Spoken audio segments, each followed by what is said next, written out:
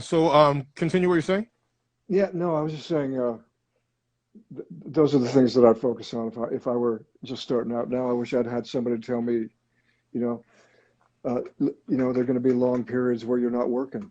Don't let it get you down. Find something to do. Write. Do plays. Um, it's just part of the job. What would you tell your younger self? That's what I would tell my younger self. Uh, you're not as important as the story is the first thing I would say, because I didn't get that indoctrination. I got a different kind of what didn't serve me, and I had to meet the right people to unlearn the stuff that I was taught when I first came aboard. Um, and that was that we have to try to make the stuff interesting. We have to try to be interesting, and that's bullshit. Hmm. I mean, listen, you're a fan of 24. You've talked about it a lot, and that's what brought us together, certainly. Hmm. And man, we didn't have to do anything to make that interesting. The story was interesting. We just had to show Hmm. up and stand there and say our lines, and invest ourselves in it to the degree that we were capable, and focus and concentrate. And we believed the situation, and that's what brought you guys along with us, right? And for you, what would you say is the key to longevity in this business? Don't give up. Seriously, if you quit, you're not going to last long. If you gotta just stick with it. And lastly, as well, what's one thing that people or even fans per se wouldn't know about you that would surprise them? Oh God, you mean like a deep dark secret? Anything, even if it's a certain skill or a talent, or Um, because as you know, we're both in the business, and fans have a way of not separating the character from the person. So when they meet like say they're a person they're a fan of, they yeah. expect to get that character. And then when they don't get that, because I mean, they always say, don't ever meet your heroes because sometimes they disappoint you. But like for you, Mm. like if someone was to meet you, what would surprise them about you that they wouldn't know? Um, God, I just told somebody something too, and they said, "What? That you mean like that kind of thing?" Where they just Yeah. go, "Yeah." Um, I can't remember what it was. It's almost like I just suddenly got really boring, and there's nothing about me that anybody would, you know, that everybody just goes, I doubt yeah. that. I doubt that. Because you have so many different facets and layers to you as a human. I guess that I grew up in Alaska. I don't know how many people know that. And what was that like? I mean, how does someone go from Alaska to the bright lights of Hollywood? Because I mean, this is the thing. Like, I have so many people. Number one, that always say to me when they're starting their journey in this business, they're always like, I'm living in a shit town. There's no opportunity here. And I always used to say to people, number one, is that when you live in a place that you say that has no opportunity, I think that's the best place. Just because there's no distraction. Yeah, Plus, that's when right. you do something, if you do it good, you do it first, and it allows people to focus on you than having them focus on somebody else. Hmm. And to me, I guess you would say that when you reach the dance of, as you know, of show business, of this business, as you say, it's so unpredictable, and it's the one industry that we're going to hear no more than any other industry in the world, is to be able to prepare yourself to be like, okay, that time that you weren't, as you say, in this dead end town, that's the time to work. That's the time to put in the work. Because Yeah, again, yeah. I was going to say the only other thing that if the thing that would take you away from that mm-hmm, security of that place to pursue more deeply, whatever that thing is, okay. that's the thing that uh, that's what drives you. Then that is your calling, man. That's what I would say. whatever gets you out of that place that you're stuck in, or even if you're stuck in a good way, you know, like you love it, you're secure there. If it takes you away from that, that's your calling, you know, because you got to go, Mm-hmm. you know.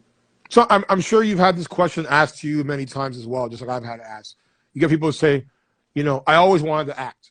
I always wanted to be an actor, but I don't know how. What would you tell them? I know what I tell them, but what would you tell them? I'd say go audition for a play. Go to community theater. Go to community college. Go you know, wherever you go. Get up there and learn how to stand up there and completely give yourself to this make believe world, so that when you walk off the stage, you go, wow, where was I? You know, James just disappeared, and I went into this other world. You know, that's the feeling. I told you that's what we're chasing. Mm-hmm. So go find a place to do that, and I mean, I wouldn't even say uh, until you get the feeling for that. If you really want to do that, don't find you know, a teacher that teaches you how to put the story first. You know, and here's the other thing that I would say.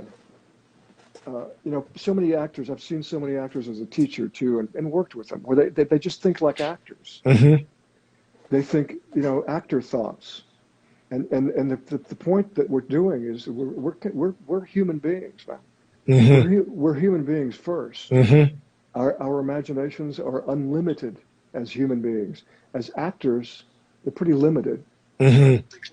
So I would say put your, you know, put those actor thoughts aside and find a group of people who think like you do, and want to serve a story that's, you know, the great stories that have been told in literature, and find those things to work on, and forget yourself. I agree. I totally agree. It's really hard to do, because then you come to a business that's completely about serving, you know. Hold on, before I get cut off here. Hold on. Let me plug myself in.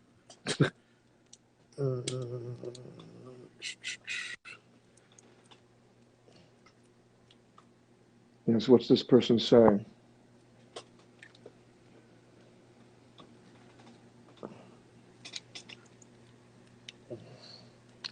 What the fuck? Oh yeah, thanks.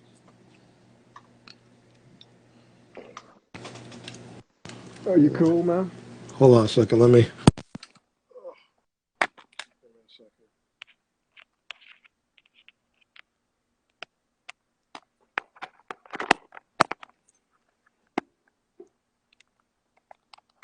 So hard to try to find a damn hole in here.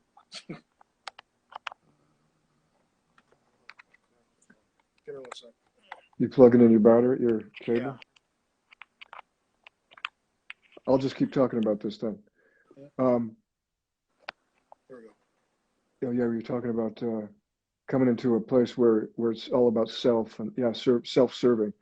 Yeah, and you know, fortify that ability, so that when you get into that environment, you can protect yourself from it, because it can distract you. It can cause you a lot of pain. I when I was teaching, I once had a student who came to me and said, "Would you sign this thing that tells my agent that I'm ready to start auditioning?" I just went, "Wow." And I think I said to them, you know, listen, you need to think about maybe getting another manager. Because if you have a manager that needs a teacher to tell you that you're ready, that your client is ready to start auditioning, and you're missing out on this client's humanity. Mm-hmm. And so how are you going to be able to sell them if you don't understand who they are as a human being? Mm-hmm. I mean, they were ready based on what you saw to audition the minute they walked into your office, if you were able to observe humanity. Mm-hmm. And so I just said, no, I just tell your manager that you were ready when you met. Your teacher said that you were ready when you met. And they just didn't know it, you know. What you're describing is what has deterred my husband from the pursuit. He would much rather create something that he believes in than chasing after a role that has no meaning to him. Yeah, that's right.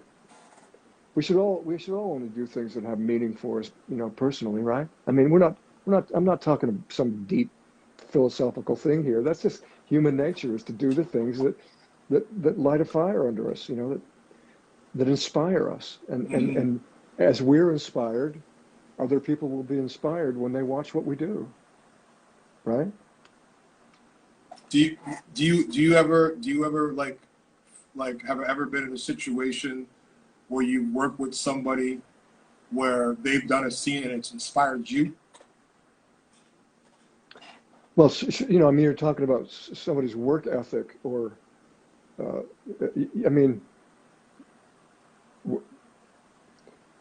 if you're in a scene with them, I mean, I'm not thinking actor thoughts. I'm not thinking, oh my God, this person is fantastic. Hmm.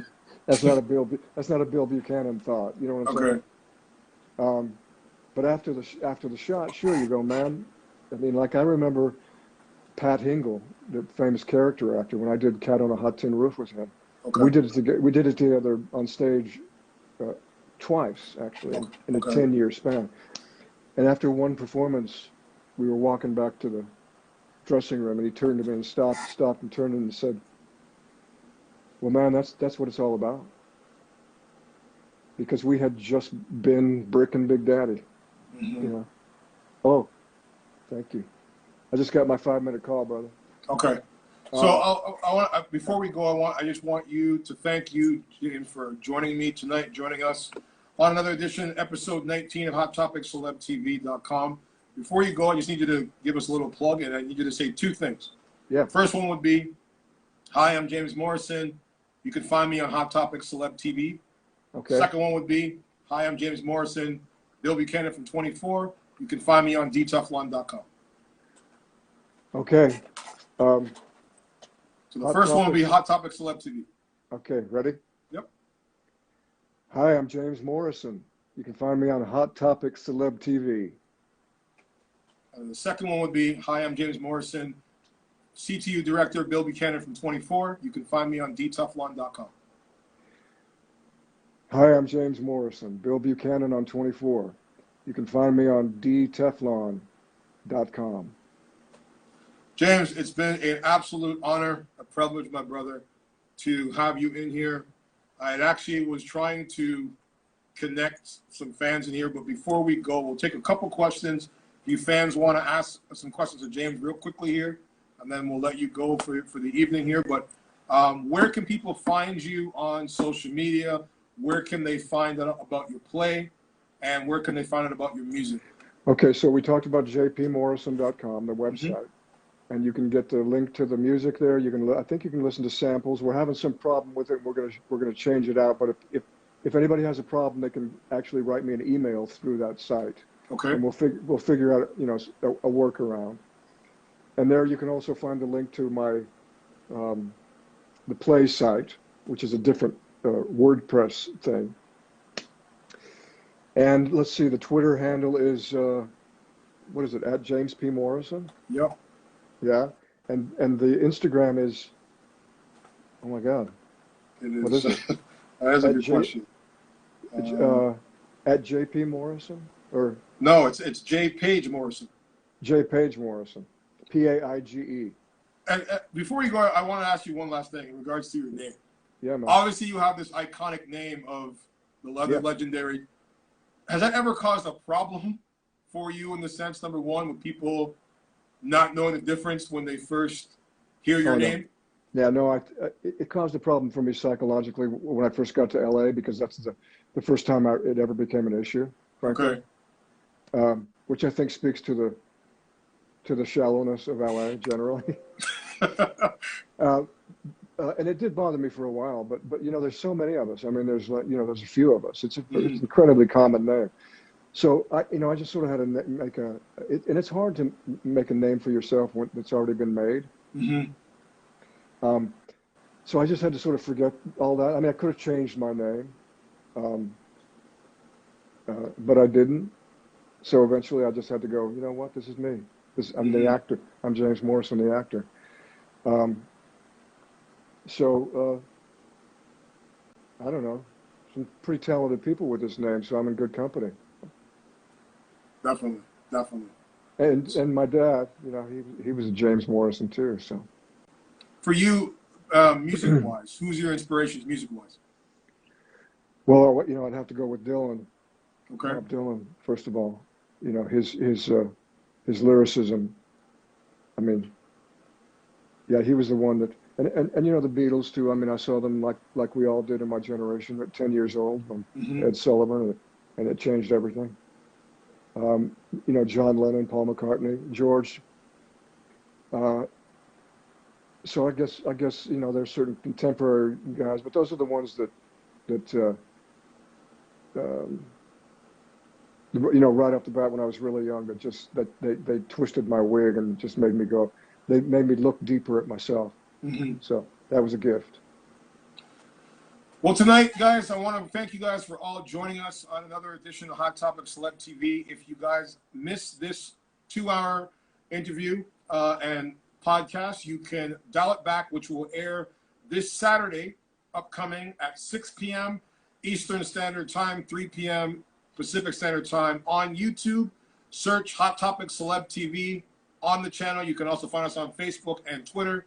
You can follow myself, DTeflon, on Instagram and on all other social media networks. You can follow James on his platforms on Twitter, Facebook, and social media, and his website, jamespagemorrison.com. And James, brother, it is awesome to have you on. I love you, man. You are such an inspiration to me and so many others out there. I hope that at some point when this craziness settles down, one, we can get together and actually do a project together, because I've always wanted to do something with you. I have a couple of things in the burner that I've had these characters that I've been sitting there going like, this is the guy that needs to play this role. So hopefully when the world decides that they can, A, let us all get together and play again. Second, I want to be able to, number one, be able to jam it out with you one day on a session in music. And to me, as I said, if I got to be that thorn that keeps on saying to you, man, you got to keep doing this, because to me, ladies and gentlemen, if you have not heard his music, I strongly suggest when you get off this podcast, you go and take a listen, and you will not be pleasantly disappointed with what you hear. It comes from the soul, it comes from the heart, and to me, when you're able to put together something real and something from the heart, you make beautiful magic. And what this man has been able to do in a career of over 30 years, in the sense in the business as an actor, producer, father, and everything else that you do, my friend, for society and for the world. You are a beacon of light. You spread light wherever you go. I spread light back to you. I want to send love to your family. I want to send good health to Seamus. I want to send all the best wishes to you and your family through these crazy times. And I hope that when this is done, we can all share a drink, toast to something more beautiful going forward. Thanks, DTeflon. You're a beautiful man, man. Thank you. Thank you so much. And any last thing you want to say to the fans? Oh, yeah. I love you. Thank you. And thank you for, you know, being here and for your support. Thank you, brother. I love you, man. Thanks, DT. I love you too. too. Okay, man. Take care. Ciao. Bye.